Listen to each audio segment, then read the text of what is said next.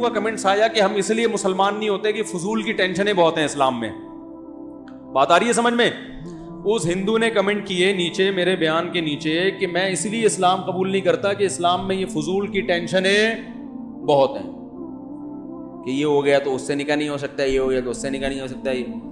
تو بھائی ہمارے لیے یہ ٹینشنیں کیوں ہیں؟ یہ غیرت مند لوگوں کی زندگی ایسے ہی ہوتی ہے کہ جب آپ کے بیٹے کی شادی ہوئی اور بہو بن کے کوئی عورت گھر میں آئی تو اسلام آپ کو یہ اجازت ہی نہیں دیتا کہ آپ اس پہ ہوس کی نگاہ ڈالو. اب آپ نے جب بھی اس کو دیکھنا ہے اپنی بیٹی کی حیثیت سے دیکھنا ہے, اور محفوظ ہے.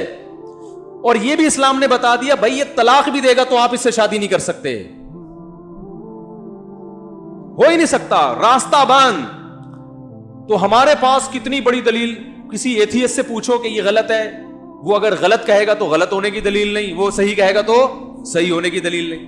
ہمارے پاس کتنی بہترین دلیل ہے, حرمت علیکم امہاتکم وبناتکم وعماتکم وخالاتکم وبنات الاخ وبنات الاخت وامہاتکم اللاتی ارضعنکم واخواتکم من الرضاعہ وامہات نسائکم وربائبکم اللاتی فی حجورکم من نسائکم اللاتی دخلتم بہن. کیا انداز ہے.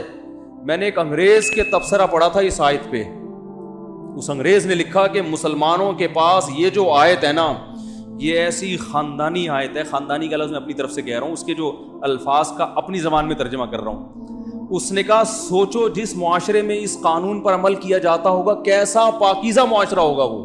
یہ انگریز کے الفاظ ہیں. اور جس معاشرے کے پاس یہ قانون نہیں ہے, وہ بزبان حال یہ کہنا چاہ رہا تھا, تو اس معاشرے کی درندگی کا کیا عالم ہوگا, وہ کیسے فیصلہ کرے گی. الفاظ کیا ہیں قرآن کے, آپ اٹھا کے دیکھیں چوتھے پارے کا اینڈ, تم پر حرام کر دی گئی ہیں ہمیشہ کے لیے تمہاری مائیں. کبھی بھی انسان اپنی ماں سے اس قسم کا ریلیشن نہیں کر, ہمیشہ کے لیے حرام. وبناتک, اور ماں میں نانی دادی خود بخود آتی ہیں, وہ بھی ام میں ہی آتی ہیں. وبناتکم, تم پر حرام کر دی گئی ہیں ہمیشہ کے لیے تمہاری بیٹیاں, اور اس میں پوتیاں اور نواسیاں بھی اسی بیٹیوں میں ہی آتی ہیں. حرمت علیکم امہاتکم وبناتکم واخواتکم, تم پر ہمیشہ کے لیے حرام کر دی گئی ہیں تمہاری بہنیں, چاہے ماں شریک ہوں یا باپ شریک ہوں, سب اس میں آ گئی. واخواتکم وعماتکم, تمہارے باپ کی بہنیں تم پر ہمیشہ کے لیے, بولو بھائی, پھپھی جسے کہتے ہیں, مقدس رشتہ ہے. جب اپنے باپ کی بہن پہ نگاہ ڈالو گے ماؤں والی نگاہ ڈال سکتے ہو, کوئی اور نگاہ ڈالنے کی اجازت, بولو بھائی, نہیں. یہ ہے ہی نہیں, یہ نکاح کا محل ہی نہیں ہے. وَأَمَّاتُكُمْ وَخَالَاتُكُمْ, تم پر حرام کر دی گئی ہیں تمہاری ماؤں کی بہنیں, جس کو خالہ کہا جاتا ہے. نہیں آ رہی بات, چاہے وہ تم سے عمر میں چھوٹی کیوں نہ ہو, لیکن چونکہ تمہاری ماں کی بہن ہے تو لیول اس کا وہی ہے نا, تو جب اس پہ نگاہ ڈلے گی ماں والی نگاہ ڈلے گی. وَأَخَوَاتُكُمْ وَخَالَاتُكُمْ وَبَنَاتُ الْأَخِ, تمہارے بھائی کی بیٹیاں تم پر حرام ہیں, کیونکہ تمہارے بھائی کی جو بیٹی ہے وہ تمہاری بیٹیوں کی طرح ہے, کبھی بھی اس سے نکاح نہیں ہو سکتا. وَبَنَاتُ الْأُخْتِ, تمہاری بہن کی بیٹیاں جو تمہیں ماموں کہتی ہیں, تمہارے بھائی کی بیٹیاں تمہیں چاچو کہتی ہیں. یہ کیسا رشتہ ہے کہ ایک طرف چاچو بھی کہہ رہی ہیں, انکل بھی بنا رہی ہیں. انکل کا اصل میں تو چچا سے نکلا ہے, وہ انگریزوں نے پھر اس کا مفہوم اتنا وسیع کر دیا کہ پوری دنیا کو انکل بنا دیا انہوں نے. جب وہ تمہیں چچا کہہ رہی ہے, تمہیں احترام دے رہی ہے, عزت دے رہی ہے, تو اب اس سے یہ ریلیشن قائم نہیں ہو سکتا, نہ حلال نہ حرام. حرام تو ویسے ہی حرام ہے, حلال بھی نہیں ہو سکتا. وَبَنَاتُ الْأُخْتِ وَأُمَّهَاتُكُمُ اللَّاتِي أَرْضَعْنَكُمْ, کیا انداز ہے قرآن کا. وہ مائیں جنہوں نے بچپن میں گود میں لے کے تمہیں دودھ پلا دیا, ان سے بھی ایک تقدس کا رشتہ قائم ہو جاتا. پہلے تو بہت ہوتا تھا, اب کم ہوتا ہے. مالدار عورتیں پہلے بچے خود نہیں پالتی تھیں, عرب میں دستور تھا, پیسے دے کے کسی کو کہتے ہیں تو پال لے, جب بڑا ہو جائے ادھر دے دینا. میں اس لیے جو ڈیفینس کلفٹن کی عورتیں ہیں نا ان سے کہتا ہوں کہ آپ سے اگر بچے نہیں پل رہے ہیں نا تو پیدائش کو روکو مت, پیدا کر کے دائیوں کو پکڑا دیا کرو, یہ پھر بھی بہتر ہے. اور یہ ثابت ہے اسلاف سے. خود ہمارے نبی صلی اللہ علیہ وسلم کی والدہ محترمہ نے نبی کی ولادت کے بعد مائی حلیمہ کے حوالے کیا نا, حوالے کر دیا, تو مائی حلیمہ بھی آپ صلی اللہ علیہ وسلم کی کیا بن گئی, ماں بن گئی, کہ انہوں نے دودھ پلایا نبی صلی اللہ علیہ وسلم کو.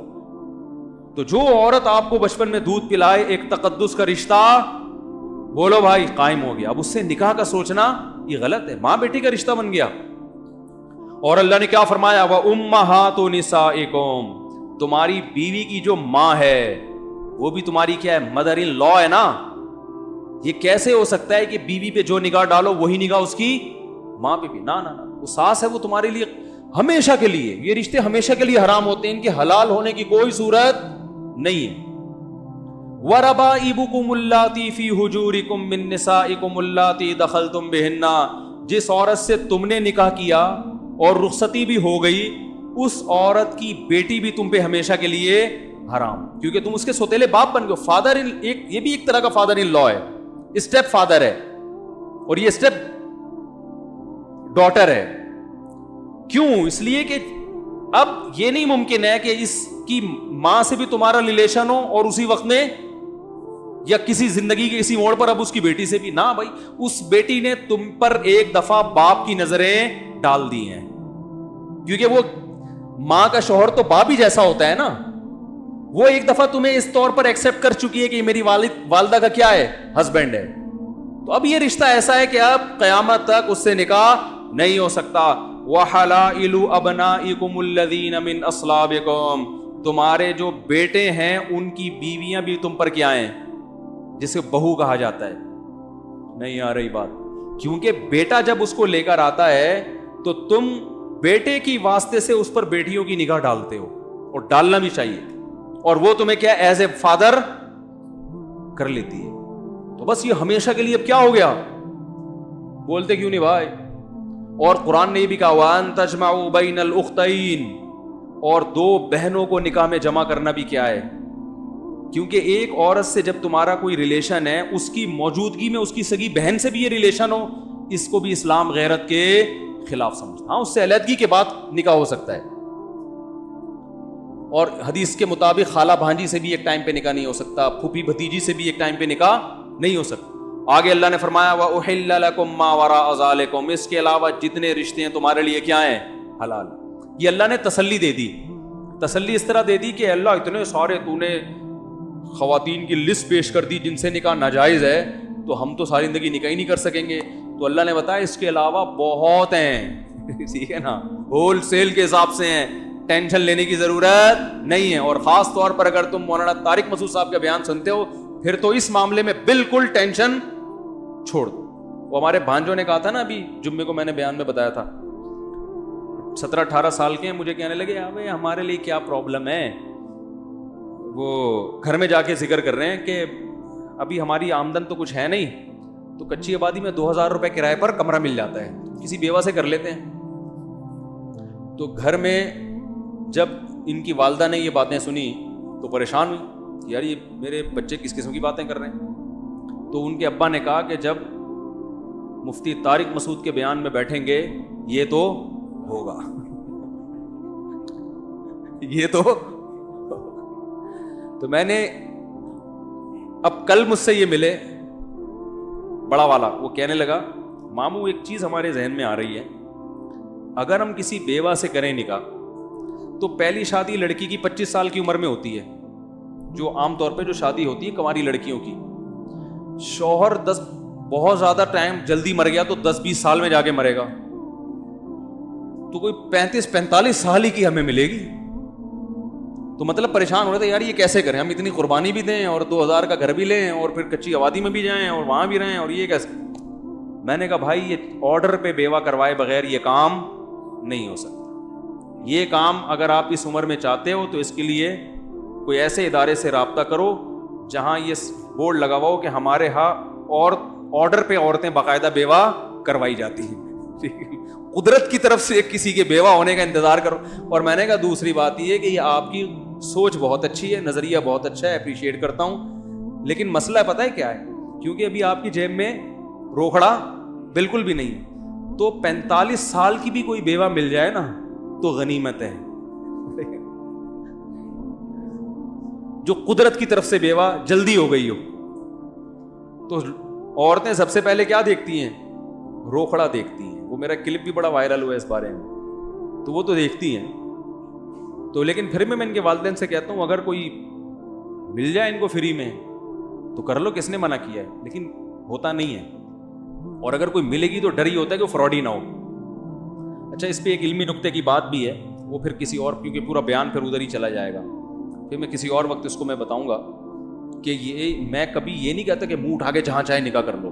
ٹھیک ہے نا, نکاح میں سب سے پہلے یہ دیکھنا پڑتا ہے, غریب لڑکی سے کرو یہ تو فائدے کی چیز ہے, لیکن یہ دیکھنا پڑے گا کہ آپ کی نسل نہ خراب ہو جائے, اور یہ قرآن سے بھی ثابت ہے. میں غریب لڑکیوں سے نکاح کا مشورہ بھی دیتا ہوں, بیواؤں سے بھی دیتا ہوں, طلاق یافتاؤں سے بھی دیتا ہوں, لیکن چند چیزوں پہ کمپرومائز نہیں کرنا. اگر کوئی ایسا خاندان ہے جن میں تمیز ادب ہے ہی نہیں, چور اچکے ہیں وہاں کے لوگ, عورتیں, پھر شادی آپ کو پھر نہیں کریں, کیونکہ بچے ماں کو فالو کرتے ہیں. آج کل باپ کو کوئی نہیں لفٹ کراتا. آپ کے بچے اس ڈیزائن کے پیدا ہوں گے کہ آپ بولو گے یار یہ کیا عذاب میں ڈال دیا ماموں نے. ٹھیک ہے نا, تو اس پہ کمپرومائز نہیں کرنا ہے. پھر یہ قرآن سے کہاں ثابت ہے یہ میں کسی اور وقت بتاؤں گا. ہاں, کسی کو خدا نہ خواستہ زنا کا خوف ہو, یہ خطرہ ہے کہ اگر نکاح نہیں کیا تو میں زنا میں پڑ جاؤں گا, پھر وہ جیسے تیسے جہاں بھی موقع ملتا ہے نکاح کر لے, کیونکہ زنا سے بچائے اپنے آپ. لیکن نارملی غریب لڑکیوں سے تو کریں, بیوہ سے بھی کریں, اپنی سی عمر میں زیادہ ہے تو بھی کریں. ہمارے نبی نے پہلا نکاح 25 سال کی عمر میں کیا, 40 سالہ بیوہ سے, لیکن خاندان اچھا تھا. جیسے ہی نبی کو نبوت ملی ہے سب سے پہلے تصدیق حضرت خدیجہ نے کی.